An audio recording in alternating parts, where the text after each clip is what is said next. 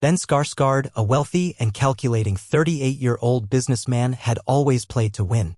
From boardrooms to personal wagers, he was known for turning every challenge into a victory. But at an exclusive party in Charleston, South Carolina, hosted in a gleaming rooftop lounge with a view of the harbor, his best friend Gavin made a wager that would shake Ben's world.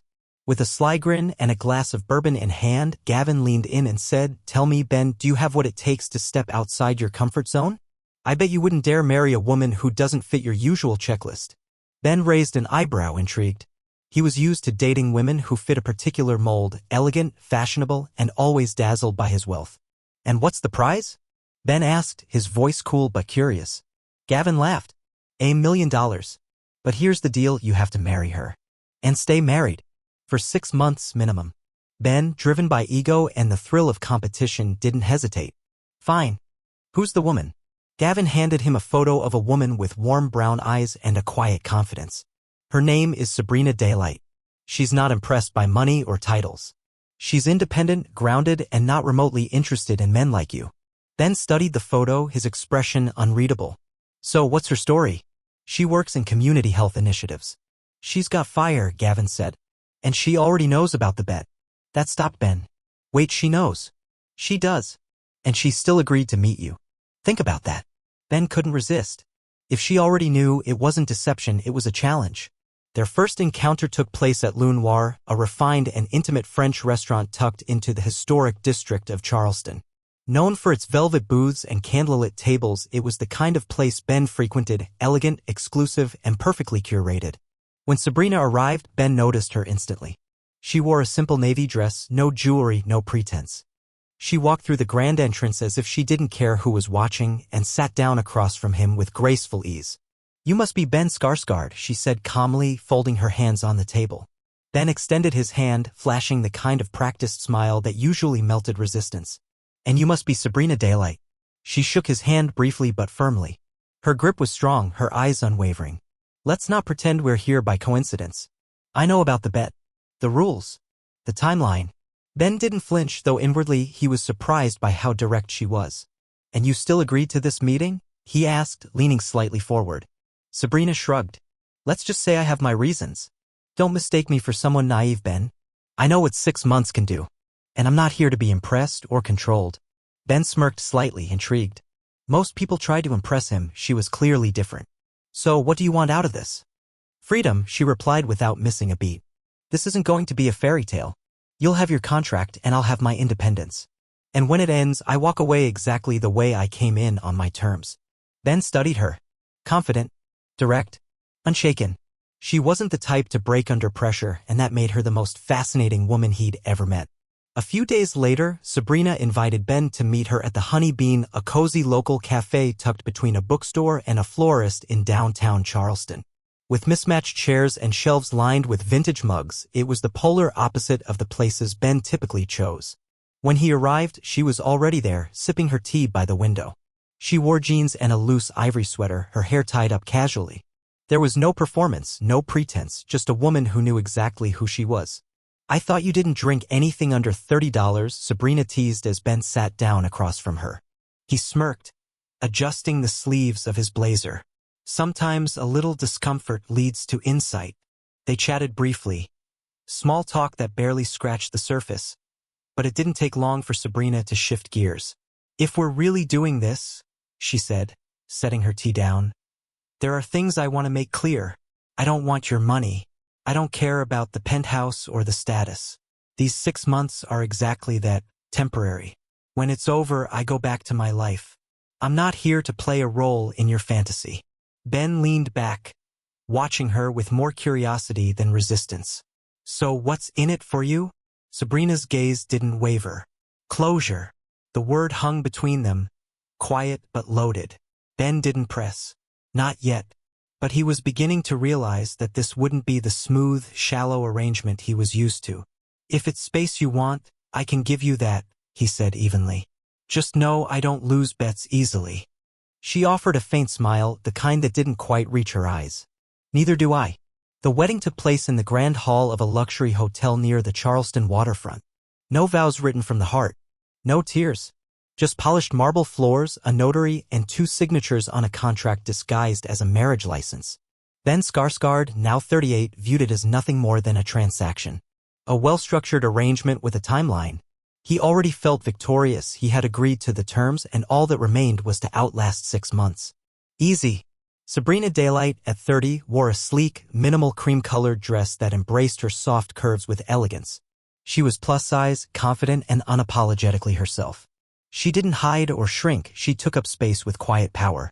When the officiant pronounced them husband and wife, she gave Ben a small nod, not out of affection but acknowledgement. It was done. Right after the ceremony, Ben brought her to his glass-walled penthouse overlooking Charleston Harbor. The place was filled with custom art, rare furniture, and the scent of imported candles, everything meant to impress. But when Sabrina walked in, she didn't pause to admire the view. 6 months, Ben? Not a day more, she said quietly, stepping past him to the window. Ben smiled, unbothered. He was used to this kind of resistance. It usually crumbled. He thought he could win her over with extravagance, lavish gifts, private getaways, access to everything his world had to offer. But within the first few days, it became clear that Sabrina wasn't going to be swayed. She refused the designer clothes, declined the chauffeured shopping trips. She kept her mornings simple: tea, reading, walks by the river, and avoided his company whenever possible. I don't need these things, Ben, she said once, gently placing a diamond necklace back in its velvet box. They're beautiful, but they're not me. For the first time in years, Ben felt the unsettling pang of being ignored. Frustrated by her resistance, Ben shifted tactics. He stopped Sabrina from going to work, saying things like, "You don't need a paycheck anymore," or "Why stress when you could be enjoying everything here?" When she pushed back, he began interfering, canceling her meetings without telling her, rescheduling her commitments under the guise of protecting her time. Sabrina didn't react emotionally. Instead, she grew colder, more silent, but not passive. She refused to be moved. "You're not my boss, Ben," she said one morning, calmly zipping up her coat. "This isn't your company, and I'm not one of your assistants." He hated how composed she remained, even when he tried to provoke her. Their conversations grew sharp, full of barbed words hidden beneath politeness. Still, she never raised her voice, never played his game. One evening, after a particularly tense dinner, Ben finally snapped. "I don't get you," he muttered, standing by the floor-to-ceiling windows, hands in his pockets. "Any other woman would be grateful to be living like this. But you? You act like none of it matters." Sabrina, sitting with a book in her lap, looked up slowly. Her expression was unreadable. "Because it doesn't. Not to me. You think money equals value. That control is love. But what you don't understand is I've lived without all of this before. And I was freer than I am now." Ben turned toward her, his face a mix of confusion and irritation. "What do you really want, Sabrina?" She closed the book and met his eyes. "Respect." That word hit him harder than he expected. "You're used to people bending to your will. But I'm not one of them. I'm not a prize. I'm not here to be conquered." As the days turned into weeks, the air in the penthouse thickened with tension. Ben tried to assert control, but it became painfully obvious Sabrina wasn't breaking. She wasn't impressed. She wasn't falling into his rhythm. And worse, he was starting to unravel. He couldn't stop thinking about her. About how she moved through life on her terms, how she didn't let his empire swallow her. She didn't just resist him, she challenged everything he believed about power. Then, one night, as they stood across the room from each other, he by the bar, she by the windows, Sabrina turned slowly, her expression cool but loaded. "You still think you're in charge, don't you?" she asked. Ben narrowed his eyes. "Aren't I?" She smiled. It wasn't sweet. It was deliberate. "You're not the only one with a strategy, Ben. Did it ever occur to you that I agreed to this marriage for my own reasons?" His heart skipped, but he kept his face neutral. "What reasons?" Sabrina took a step forward, her posture poised and powerful despite the softness of her frame. "Let's just say you're not the only one who knows how to play the long game. I came here with my eyes wide open." Ben froze. It was the first time he felt something foreign in this game, doubt. For the first time, he realized he might not be the one pulling all the strings. From that night forward, the game shifted. Ben could feel it, Sabrina wasn't reacting to his tactics anymore. She was anticipating them. She moved through the penthouse with a calm detachment that drove him mad. Every attempt to unsettle her, every passive-aggressive move he made fell flat. She had built a wall, and nothing he did could shake it. Her presence was powerful. She didn't dress to impress, she dressed for herself. Loose cardigans, flowy dresses, bold patterns. She didn't hide her body, she owned it. Every time she walked into the room, Ben noticed not just her confidence, but her control. One night, after a dinner they didn't enjoy together, he finally said, "You're making this impossible." Sabrina looked up from the couch where she sat curled with a book, the soft light of the lamp outlining her figure. "What part of it?" she asked. "The part where I don't bend to you? Or the part where you're finally realizing you don't always win?" He didn't answer. He couldn't. Later that week, when she tried to attend a conference she'd been planning for months, Ben had it quietly canceled behind the scenes. When she found out, she didn't scream. She simply packed her bag, left the penthouse, and didn't come home that night. Ben paced the marble floors, checking the clock every few minutes. It wasn't until dawn that the door opened. Sabrina entered, calm as ever, with her phone in hand and a quiet sigh. "Don't do that again," she said. "You may own buildings, Ben, but you don't own me."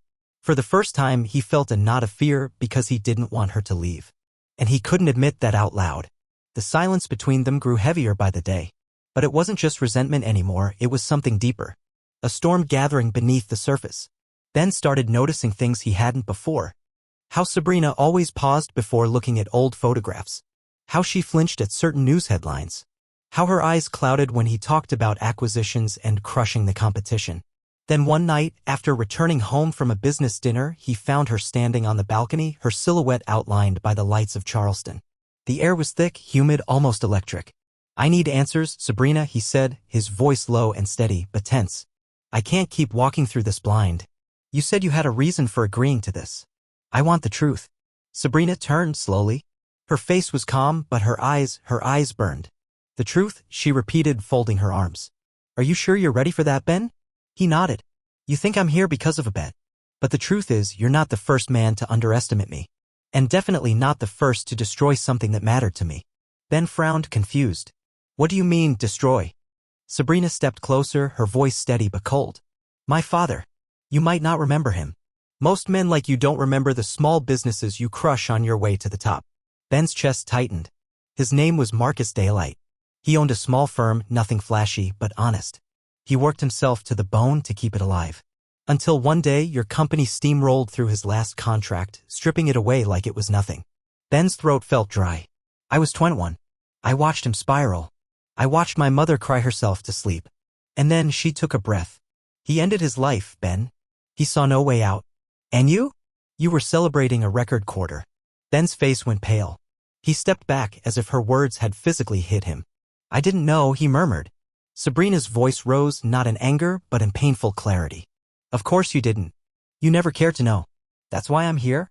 I wanted you to feel what it's like to be powerless. To have someone control your world like it's a board game." She stared at him, fierce and unblinking. "And now you do." Ben didn't speak. Couldn't. The weight of Sabrina's words crashed over him like a wave, dragging him under. He sat down slowly on the edge of the couch, elbows on his knees, head in his hands. The penthouse, once a symbol of power and pride, suddenly felt suffocating. "I didn't know," he repeated, but it came out like a whisper, almost to himself. Sabrina didn't move. She stood tall, her arms crossed, not in anger now, but in strength. "That's the problem, Ben," she said. "You've built a life where not knowing is part of the privilege." He looked up at her. The pain in his expression was raw, unfiltered. "Why didn't you tell me sooner?" "Because you weren't ready to hear it," she answered without hesitation. "You needed to feel the pressure, the loss of control. You needed to be uncomfortable." He swallowed hard. "Was the bet just a way in?" "Yes," she said, her voice soft now. "I saw an opportunity, and I took it. But I never expected it to become this." "This," he echoed, confused. "This complicated," she said. "You weren't supposed to matter. I didn't want to see anything in you worth saving." Her voice cracked just slightly at the end, and she turned away, facing the city skyline again. Ben stood slowly, the silence stretching between them like glass, thin, fragile. "I can't change the past," he said, each word dragging from his chest. "But I can't walk away from this like it didn't matter. Not now. Not after knowing." Sabrina didn't respond. She didn't have to. Her silence was no longer indifference, it was protection. And Ben. Ben realized for the first time in his life that he was no longer the most powerful person in the room. In the days that followed Sabrina's revelation, something shifted, not in volume, but in silence. She didn't yell. She didn't cry. She simply stopped engaging. Ben woke up alone. Ate alone.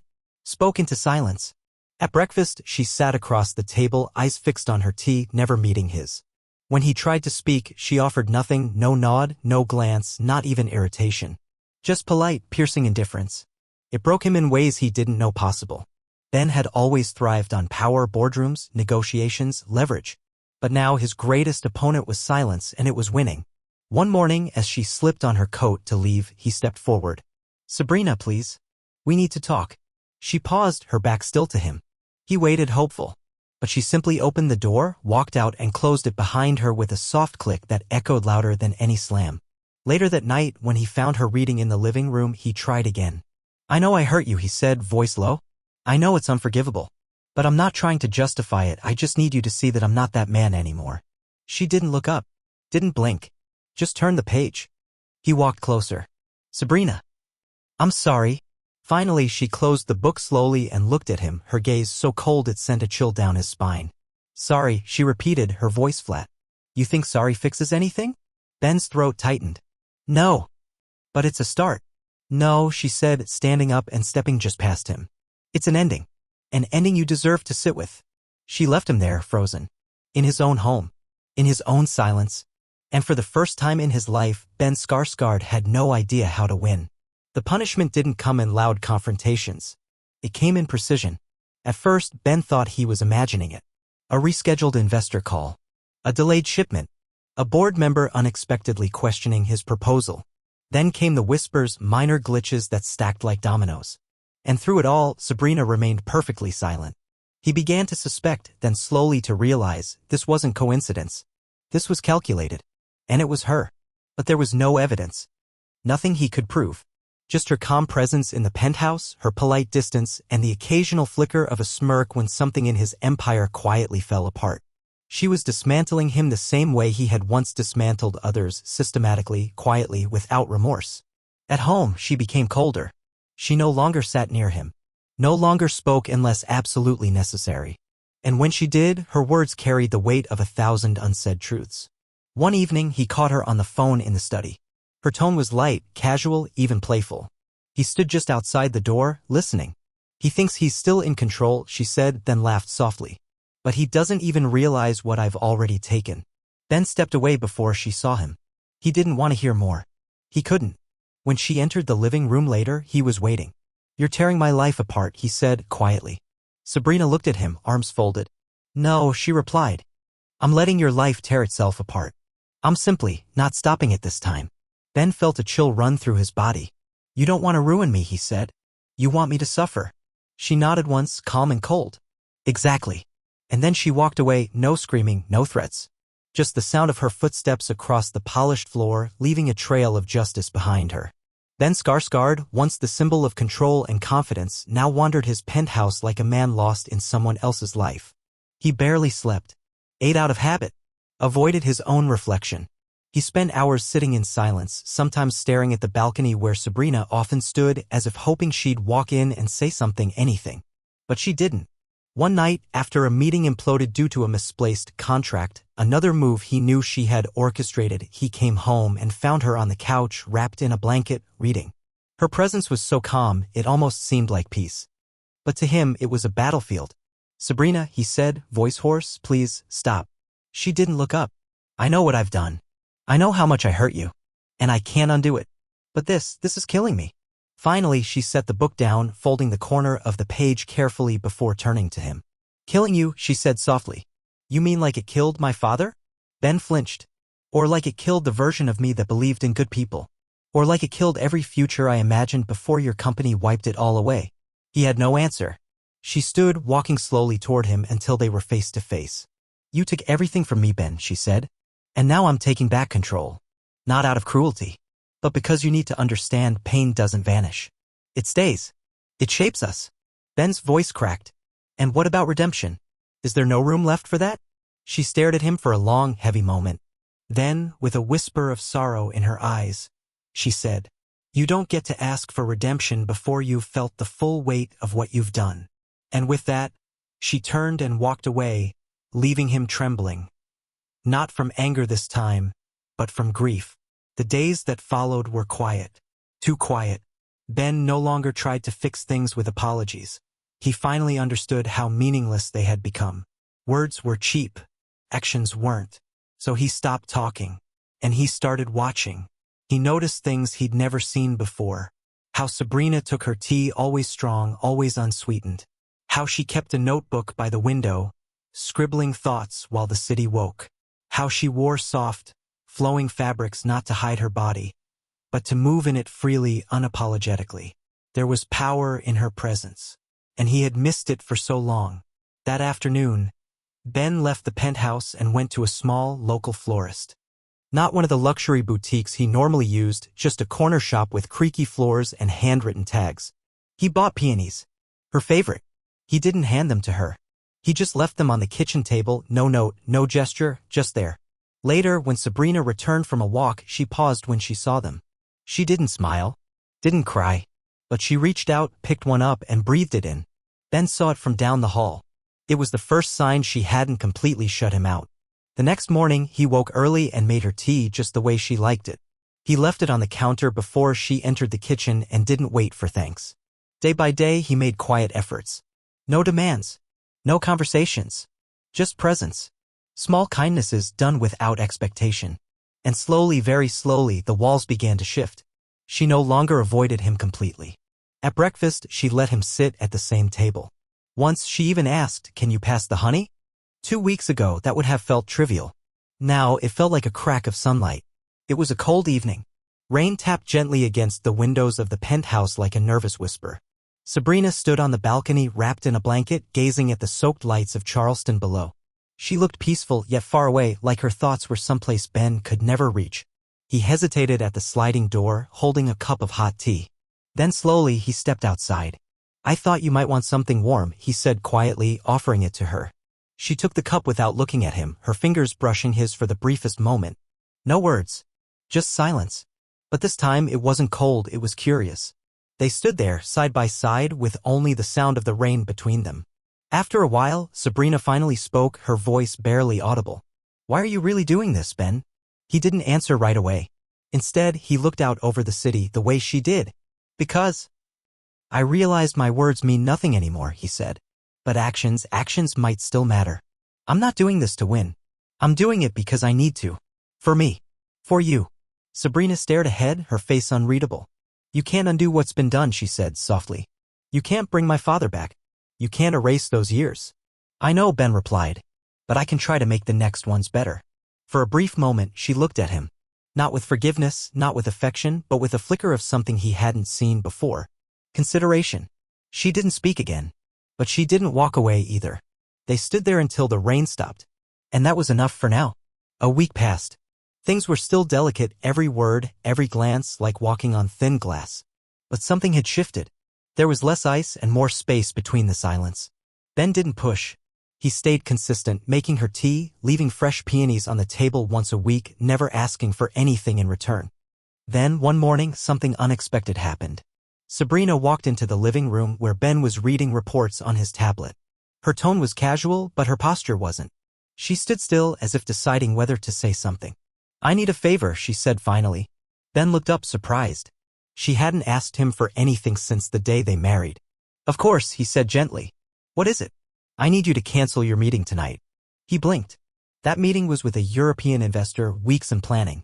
"Still," he nodded. "Done." Sabrina didn't thank him. She just sat down on the far end of the couch, curling her legs beneath her and picking up a book. Later that evening, they had dinner takeout from a little place she liked, something simple and warm. And for the first time in months, they ate together. The conversation was light. Trivial even. She talked about the new bookstore opening near King Street, how she loved the smell of old pages. He listened, not with politeness, but genuine interest. There was a moment, just a glance, when their eyes met. And Ben saw it. Trust. Not fully. Not deeply. But the seed of it. He didn't comment. He didn't try to push further. He just let her be. And that night, for the first time in a very long while, Sabrina didn't sleep in the guest room. She didn't share his bed, but she chose the bedroom couch, curled under a blanket, facing the same window where he used to stand alone. The weeks that followed felt lighter. There were still walls, yes. Still moments of distance. But something had taken root: consistency, respect, quiet care. Ben no longer hovered or chased. He simply showed up, emotionally, physically, silently. He stopped trying to fix the past and focused on honoring the present. Every morning, Sabrina found her tea ready. Every Friday, a new bouquet of peonies appeared, sometimes pink, sometimes white. Every evening he let her choose what to watch, even if it was a quiet documentary or a slow-burn drama he didn't understand. And she noticed. She didn't say it, but she saw the change. In how he listened. In how he no longer interrupted. In how his eyes softened when he looked at her, not with possession, but with regret and perhaps hope. One evening, as they sat on the balcony watching the golden sky fade into indigo, Sabrina broke the silence. "You're different," she said simply. Ben turned toward her, cautious. "Is that good or bad?" She didn't answer right away. Then finally, "It's something." That night, they shared a bottle of wine, not as enemies, not as strangers. Something in between. They talked about nothing. They laughed once or twice. And when Sabrina leaned back into the couch, letting her shoulder brush against his, she didn't pull away. But Ben could still feel it, the tension behind her ease. Like she was holding something back. Something heavy. A part of her was still distant. He didn't ask. He knew better now. But in his heart he felt it, a truth still hidden, a storm not yet past. It was raining again. The kind of soft, rhythmic rain that blurred the city lights and made the world feel smaller. Ben stood in the kitchen, drying a plate when he heard her voice, quiet, almost unsure. "Ben," Sabrina said from the hallway, "can we talk?" He turned, surprised by her tone. She wasn't angry. She wasn't distant. She sounded tired. They sat in the living room, both facing forward, the lamp casting a warm halo around them. "There's something I never told you," she began. "Something I didn't think I could." Ben waited, breath caught in his chest. "Do you remember the company you crushed, Daylight Engineering?" He nodded slowly. "I do now. My father didn't just lose everything," she continued, her voice trembling. "He lost himself. But that wasn't all." She paused, then looked at him, really looked at him. "I was pregnant." The words hit like thunder. Ben blinked, stunned. "What?" "I was 21, she said, eyes glistening. "I found out just days before we lost the company. The stress, the fear, the grief. I lost the baby." Ben's world tilted. Everything he thought he understood collapsed in on itself. Sabrina didn't cry. She'd already shed those tears years ago. But her voice was steady, filled with a quiet grief that had lived inside her for too long. "You didn't just destroy a business," she whispered. "You ended lives that hadn't even started yet." Ben's voice cracked. "I had no idea." "Sabrina, I'm so Don't," she said softly, holding up a hand. "I'm not telling you to make you suffer more. I'm telling you because if we're going to move forward even a little, you need to know exactly what I've lived with." He nodded, barely able to breathe. "I've changed," he said finally, his voice shaking. "But this is something I'll never stop trying to make right." Sabrina looked at him, not with anger, but with a fragile kind of mercy. "I don't know if it'll ever be right," she said. "But I believe. Maybe it doesn't have to stay broken forever." And in that moment, as the rain tapped gently against the windows, a space opened between them. Not healed, not whole, but no longer shattered. The next morning, Ben rose before the sun. He didn't speak to Sabrina, didn't explain. He simply dressed, grabbed his keys, and left the penthouse with a sense of purpose he hadn't felt in years. That day marked the beginning of something new.